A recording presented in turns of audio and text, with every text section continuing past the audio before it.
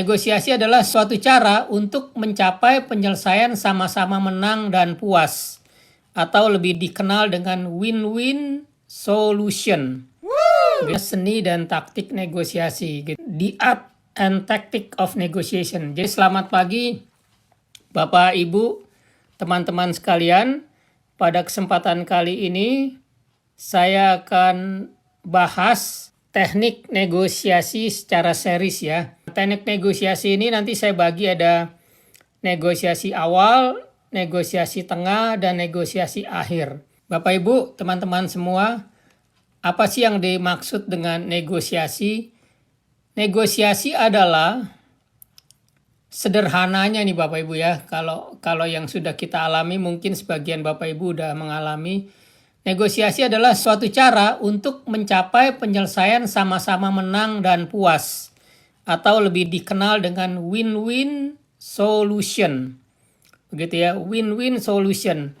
Nah, yang dimaksud dengan win-win solution ini apa gitu kan? Kadang-kadang negosiasi kan cenderung menang kalah ya. Ada yang menang satu sisi, sisi lainnya kalah gitu ya. Atau bisa juga kalah-kalah, dua-duanya nggak mendapatkan satu manfaat, tetapi sama-sama rugi yang mengakibatkan tidak terjalinnya hubungan di kemudian hari. Nah, yang dimaksud di sini adalah win-win solution adalah negosiasi yang sama-sama menang. Misalnya Anda mempunyai 2 orang anak, tapi Anda mempunyai 1 jeruk gitu. Lalu Anda bagaimana membagi jeruk tersebut? Praktisnya jeruk itu Anda potong 2 aja. Anda potong 2, kemudian Anda bagikan kepada anak Anda. Nah, apakah ini merupakan hal yang adil? Sebenarnya kalau menurut secara pikiran, toh saya bagi 2 jeruk itu, kemudian saya kasih ke anak saya A, yang anak saya B, udah, kan itu adil. Adil menurut Anda, tapi apakah itu win-win solution belum tentu gitu ya. Nah, untuk menghasilkan negosiasi atau win-win negotiation, Anda harus tanya kepada anak Anda gitu kan. Apa sih kebutuhan dia gitu? Apa sih kebutuhan anak A dan apa kebutuhan anak Anda yang B gitu. Ternyata anak A itu dia menyukai daging atau isi jeruk tersebut. Tetapi anak Anda yang B, dia tidak membutuhkan daging jeruk itu, tapi dia membutuhkan kulitnya untuk mainan yang akan dia buat. Dengan mengetahui kebutuhan anak tersebut, Anda udah jelaskan, oh kalau saya bagi 2 jeruk itu, satunya happy, satunya nggak happy. Karena satunya senang jeruk, satunya lagi dia tidak ingin daging jeruk, tapi dia ingin kulit jeruk. Nah, yang paling adil akhirnya apa? Setelah mengetahui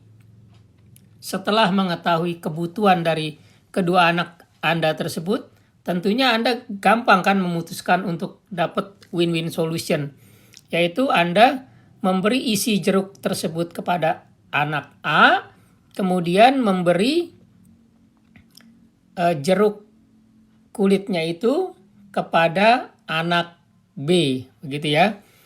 Ya, jadi dengan demikian kedua needs atau kedua kebutuhan anak tersebut terpenuhi. 1 daging jeruk, 1 kulit jeruk. Nah, itulah yang disebut win-win solution ya. Ini saya jelaskan secara dasar dulu gitu ya. Win-win solution tercapai setelah diketahui kebutuhan masing-masing begitu ya. Jadi tidak bisa langsung jeruk itu dipotong kemudian Anda bagi. Mudah-mudahan Anda mendapatkan pemahaman dari win-win negotiation gitu ya. Lalu kita beranjak ke berikutnya, tahap negosiasi awal. Tahap negosiasi awal ini meminta lebih dari yang Anda harapkan. Misalnya Anda ingin memberi jeruk 1 kilo gitu. Misalnya katakanlah jeruk tersebut harganya 30.000 sekilo misalnya. Kemudian diberi harga 40.000 gitu. Pada saat Anda diberi harga 40.000, ya kan? Wah, Anda rasa ini kemahalan. Nah, Anda tawar misalnya 20.000. Nah, di sini kan udah ada jarak negosiasi 20.000 dan 40.000. Misalnya toko jeruk itu bilang, wah nggak bisa kalau 20.000 kerendahan. Kemudian Anda bilang kalau gitu turunin dong berapa gitu kan. Oke, dia turunin misalnya jadi 35.000 misalnya. Anda bilang, wah 35.000 masih kemahalan begitu. Kemudian Anda bilang, bagaimana kalau 25.000? Nah, ini kan sudah mempersempit ruang negosiasi kan. Semula dari 20.000 ke 40.000 itu jaraknya cukup jauh. Nah, sekarang 25.000 dengan 35.000 ini jaraknya sudah semakin dekat. Oh, nggak bisa kalau 25.000 saya nggak dapat untung gitu ya. Nah, mungkin Anda tersentuh ya dengan tukang jeruk. Nah, kemudian Anda bilang, oh kalau begitu gimana kita cari ambil titik yang memungkinkan Bapak tidak rugi, saya pun tidak kemahalan. Oke, kalau gitu gimana kalau kita sepakat nih? Saya kasih deh supaya saya juga dapat untung. Ini kata penjualnya ya. Itu 30.000 gitu. Nah, dengan 30.000 Anda pikir oh ini udah sesuai dengan harapan Anda misalnya. By the way, pada saat Anda negosiasi, Anda udah tahu kira-kira target yang ingin Anda capai ya. Nah, misalnya tadi Anda bilang harganya idealnya itu untuk jeruk yang sejenis itu misalnya 30.000. Nah, Anda udah ketemu gitu kan. Ketemu harga yang sama-sama Anda cocok yaitu 30.000. Nah, jadi semula penjualnya menawarkan 40.000, kemudian Anda tawar 20.000, Anda mempunyai batas ataupun range bernegosiasi yaitu dari 20.000 ke 40.000. Kemudian setelah negosiasi saling menurunkan, ruang negosiasi itu menjadi kecil 10.000. Setelah itu terjadilah kesepakatan. Nah, kesepakatan ini akhirnya tercapai itu kesepakatan nilai tengah. Nilai tengah yang sama-sama diyakinin itulah nilai yang terbaik di mana kedua belah pihak puas dengan hasil negosiasi atau dengan tujuan yang ingin dicapai. Tadi meminta lebih dari yang Anda harapkan. Kemudian dalam teknik negosiasi kita ingat ya, sebagai pembeli, sebagai negosiator, kita jangan mengatakan ya terhadap tawaran pertama. Ini kita melangkah ke berikutnya ya, itu masih di tahap negosiasi awal. Jangan pernah mengatakan ya terhadap tawaran pertama. Misalnya katakanlah harganya 150 juta begitu ya. 150 juta. Anda udah ngincer nih, kayaknya Anda melihat mobil sejenis ini 150 juta gitu kan. Nah, Anda tentu kan sebagai pembeli ingin mengharapkan harga itu nggak jauh dari 150 juta begitu kan. Nah, kalau Anda langsung tawarkan 150 juta nggak ada ruang negosiasi dan belum tentu juga tercapai begitu ya. Nah, manakala Anda menanya harga mobil tersebut, Anda ditanya misalnya berapa harga mobil tersebut, lalu penjual mengatakan 200 juta, ya kan Anda jangan mengunci langsung 150 juta, jangan gitu ya. Karena kalau Anda bilang 150 juta, udah selesai negosiasi, padahal itu masih bisa di bawah. Begitu harga itu misalnya masih bisa di bawah. Jadi pada saat 150 juta, misalnya Anda ditawarkan mobil itu 200 juta, begitu kan?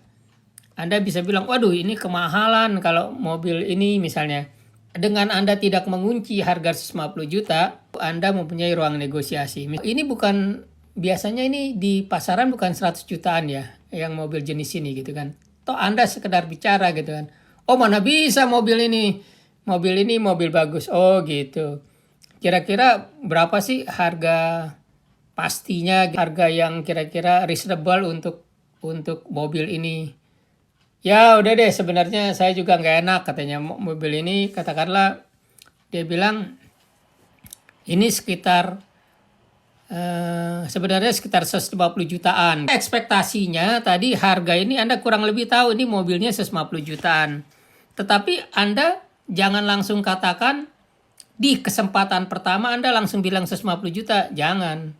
Karena kalau Anda bilang Anda tawar 150 juta, maka itu sudah mengunci gitu, dan Anda nggak mempunyai kesempatan lagi menawar lebih lanjut. Dan ternyata memang harganya bisa lebih rendah. Begitu 150 juta Anda, begitu 150 juta, mungkin dalam hati Anda berpikir, untung saya tidak langsung mengatakan 150 juta. Kalau saya katakan langsung 150 juta, selesai negosiasi. Oh ya 150 juta ya.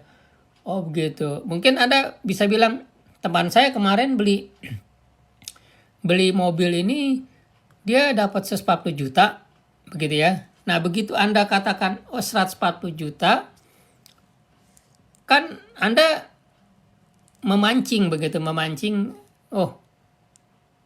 lihat reaksi penjualnya gitu kan. 140 juta sih nggak bisa. Itu 150 juta itu udah saya kasih yang terbaik, begitu ya. Itu dia bilang yang terbaik. Oke deh, bagaimana? Jadi Anda udah akhirnya apa? Rentang yang semula, ini hampir sama dengan tahap yang tadi gitu ya. Rentang yang semula dari 100 ke 200 juta itu menjadi 150 dan 140 juta. Begitu ya. Mudah-mudahan Anda paham teknik ini ya. Maksud saya, kalau Anda tahu mobil tersebut harganya 150 juta dan Anda meyakini mobil bekas tersebut Anda mau beli 150 juta, Anda jangan langsung menyampaikan 150 juta. Jangan. Anda jangan langsung menawarkan 150 juta. Karena kan Anda udah tahu nih pasaran mobil tersebut. Saat Anda udah tahu pasaran mobil tersebut, ya Anda jangan. Anda kalau bisa kan, memang Anda mungkin mendengar teman Anda beli mobil second ini, itu 150 juta. Tetapi kan Anda ingin mendapatkan harga yang lebih baik dari 150 juta gitu kan. Nah, ternyata Anda mendapatkan tawaran 200 juta, Anda tidak, bagusnya Anda jangan buru-buru menawarkan 150 juta, tetapi Anda menawarkan 100 juta, sehingga tadi ada step awal selisih atau difference-nya itu antara 100 sampai 200 juta. Kemudian setelah terjadi komunikasi, sekarang posisinya ada di 150 juta yang sudah ditawarkan oleh penjualnya, dan Anda tidak mengatakan sebelumnya sehingga belum terjadi putus. Anda bilang 140 juta bisa tidak. Nah, lihat ya perbedaannya ya. Jadi dari rentang negosiasi yang cukup panjang, sekarang tinggal 150 sampai turun ke bawah 140 juta. Nah, kalau udah begini kan Anda udah nyaman kan? Anda udah merasa oke.